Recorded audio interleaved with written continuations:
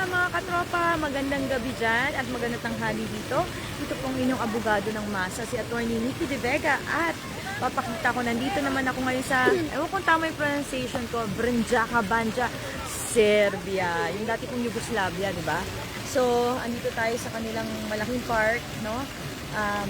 Ang init, medyo mainit, pero ang bilis magbago ng weather, biglang lumalamig. May lumalapit na ano. Tingnan natin dito yung kanilang parang mascot nila. Hindi ito naglalakad na to. Hindi ito daga. Ito yata owl. Ito yung kanilang parang mascot. Owl, ayan. O, pakita mo, Attorney Carlo, itong malaking park nila.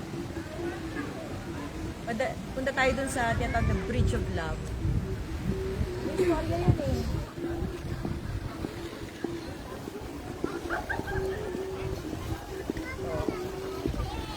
Baka madapa ka, Attorney Carlo, ha? Siya yung cameraman ko ngayon, eh.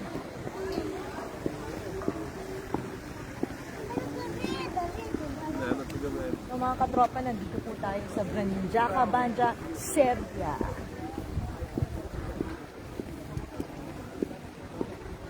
Ito po yung kanilang, diba yung Japanese garden nila? So, meron silang itong park na to. Meron po kasing tournament yung anak ko. Lumalaban sa World, pagdasal niyo po, World Youth Chess Championship. So, pakita natin to, itong Bridge of Love. Ito, Attorney Carlo. Ayan. Yan pala yung storya niyan. May nagkain laban. Kaso, parang nagkaroon ng war. Kasi yung lalaki, gago, hindi na niya binalikan yung babae. So, yung babae, namatay na miserable. So, ginagawa daw ng mga babae ngayon para simbolo ng kanilang pagmamahal ay naglalagay ng mga locks. Ito, pakita natin. Ito, Attorney Carlo. Ito mo, Bridge of Love. So, yan. Yung mga lovebirds, naglalagay ng lock dito. Diba? Sabi ko nga, paano pa nag-break? Yung tatanggalin nyo, di ba? So, ito may river sila.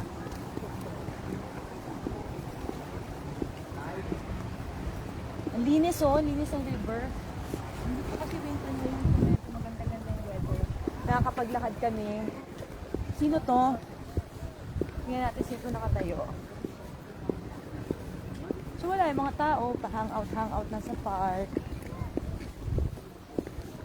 Ayan.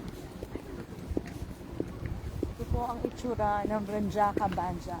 Sikat po sila sa mga may thermal spring na try ko nga ako maligo sa ganun. Tingnan natin matanggal lahat ng dumi sa katawan ko. Dahil ito, ewan ko sino naman to. Wala akong kwentang guide, eh, no? Wala akong kwentang guide.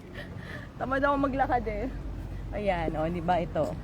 Para ba nasa Luneta Park lang tayo?